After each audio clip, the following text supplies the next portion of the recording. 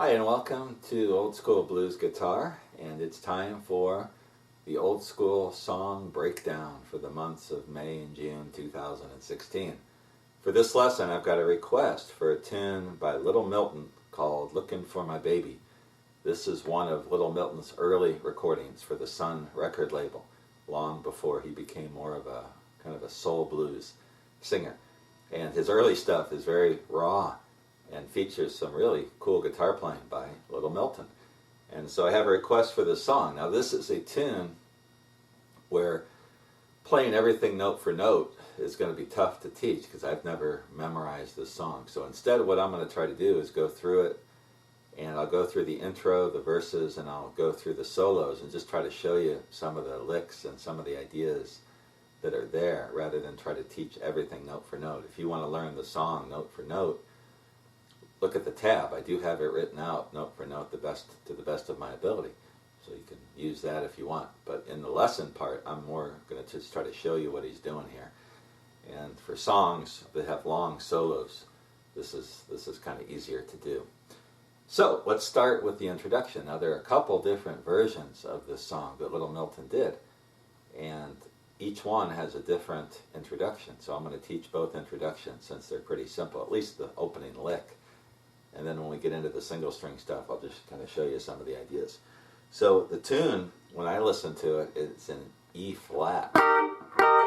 And almost everything he does is going to be played in the first position blues box around this F-shaped E flat chord with the first finger at the 11th fret. And I'm getting the first and second strings with my first finger. My second finger is on the 12th fret of the third string, and my ring finger is on the 13th fret of the fourth string. That's an E flat. Now he also plays kind of an abbreviated version of that without the first string. And at least I think that's what he's doing. And for the most part, he's going to play everything right within those frets, the 11th to the 13th, sometimes the 14th fret.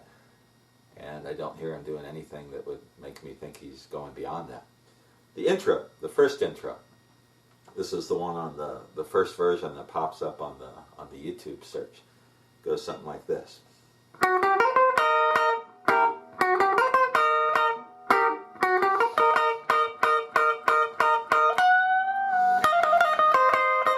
Something like that. The basic idea, it sounds like he's coming on or starting from the 11th fret of the third string, hammering onto the 12th fret, and then going from the 11th to the 13th on the second string. And then this double stop on the first and second strings at the 11th fret. He does that twice. And then that chord that you hear, there's a stop time. I think he's playing this abbreviated E flat chord with the first finger on the 11th fret of the second string. So he's just playing the second, third, and fourth strings. That's what I hear. I could be playing, it doesn't sound like a second position bar chord down here. It just doesn't sound like that. So it sounds like this.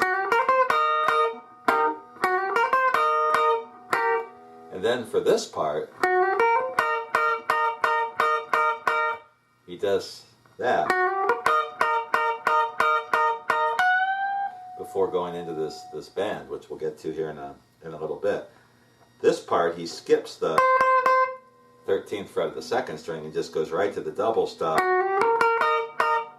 Sort of a weird timing on that. You got to listen to the original recording. I tried to tab it out for you.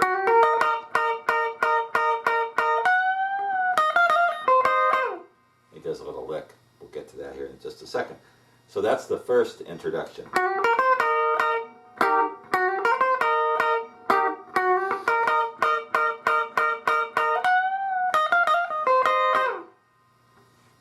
That's the first one. There's another version of the same song where he's doing kind of what I call an Elmore James introduction. Chuck Berry would do this, playing in a standard tuning on a 6-string guitar. He would do this. Whoops. One more time.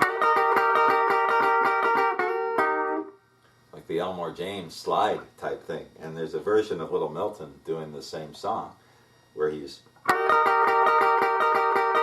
What I'm doing is just using an abbreviated version of that E flat chord. I've got my first finger on the first and second strings at the 11th fret, my second finger on the 12th fret of the third string, and I'm sliding into it like that.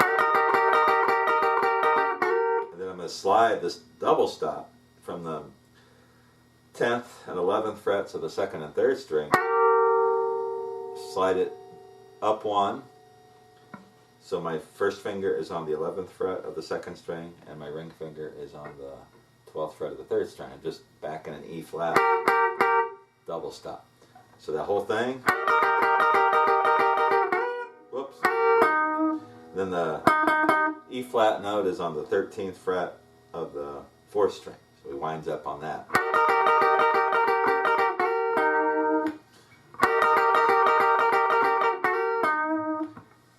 Like that. I didn't play that very cleanly, but you get the idea.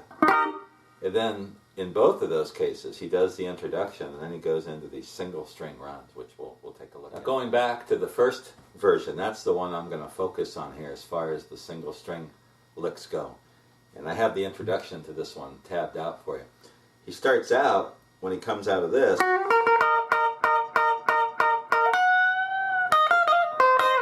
he does this little lick, whoops, bends up on the 14th fret of the first string. And he does this a lot. And then he does a hammer-on pull-off from the 11th to the 13th. So he goes 14 to the 11th fret of the first string. He does a little hammer-on pull-off on the first string between the 13th and the 15th, or the 11th and the 13th frets. Then he winds up with this double stop. And it sounds to me like he's going to get the 13th fret of the second string, and then the double stop by putting the first finger on the 11th fret of the first string. That is from an E flat, that is an A flat, right? A flat, double stop. Same thing. I'm just playing that over the second position bar chord. So he does this. It's kind of a neat sound. Again, check the tab and see what he's doing there. So that's the first lick of the introduction. So let's take the whole thing.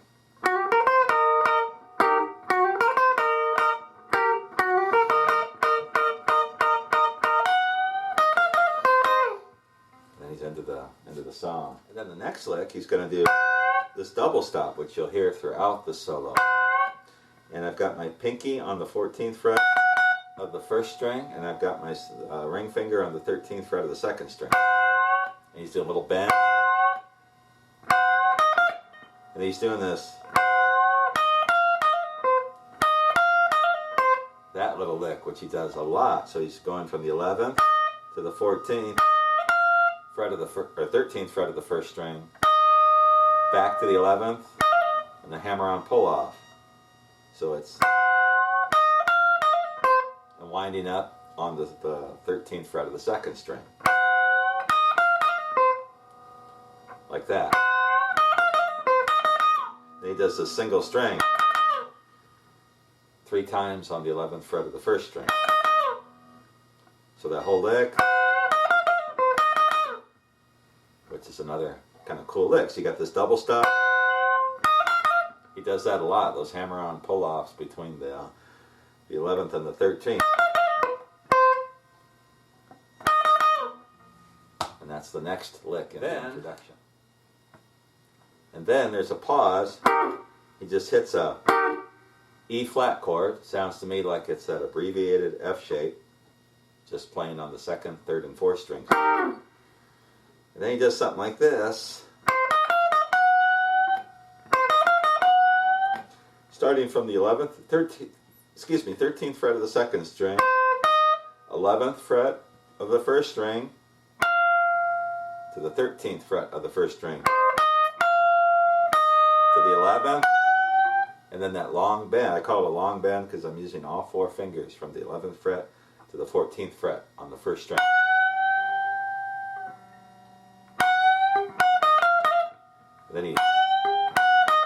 lets off the bend, 14-11 on the first string, and I just hear him hammering on twice from the 11th to the 13th. So this whole thing like this. There's another little Milton lick.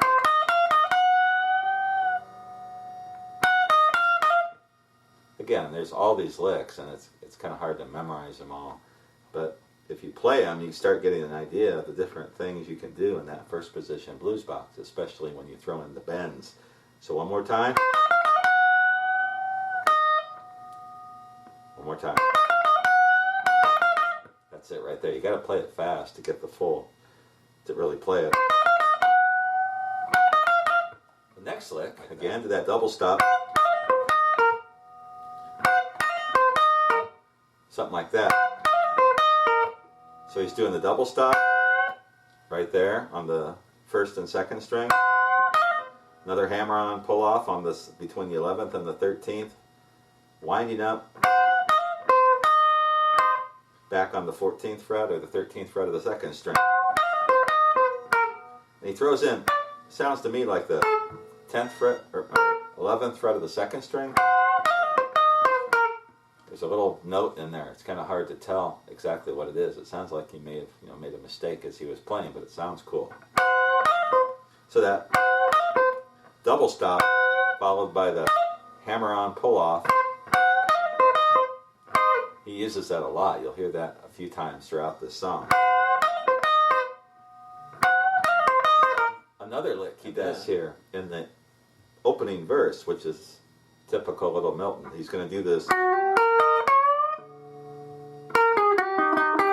something like that. I can't really hear exactly what's going on there outside this first part. He's walking in from the 11th to the 12th on the third string, just like he did in the introduction.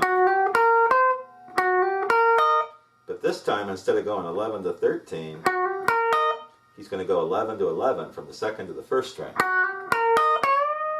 And he does this bend, long bend on the second string between the 11th and the 14th frets, and lets off it. And then comes back. I can't tell if he's picking the 14th fret of the second string to the 11th, and then getting the 13th fret of the third string, or maybe both the second and third string, and then hammering on from the 11th to the 12th, and then to the 13th fret of the fourth string, or even a chord, and then the 5, which is a B flat 9th. So let me play that whole thing slowly, the way I think he's playing it.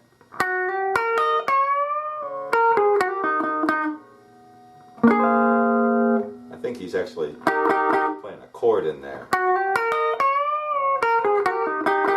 And then he gets the B flat 9th for the 5. So that lick, that's a typical little Milton, early little Milton. And on the 5, I'm pretty sure he's playing a 9.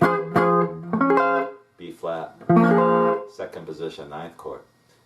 So you got a lot of licks in that very first part of the song, the introduction, before he even sings a word. And a lot of those same ideas, if you listen to the rest of the song, you're going to hear these over and over again. So like this double stop, that one you're going to hear. Those double stops are the hammer-on pull-offs on the first and second string between the 11th and 3rd frets. You're going to hear that a lot. The long bend on the first string and also on the second string. You're going to hear those quite a bit too. I do that 7th chord just out of habit, so it should be more close. I think that's closer to what he does. So again, in this song, most everything, you start the introduction, everything is right there in that first position blues box. Next, let's go to the verses, and then we'll talk about the solos.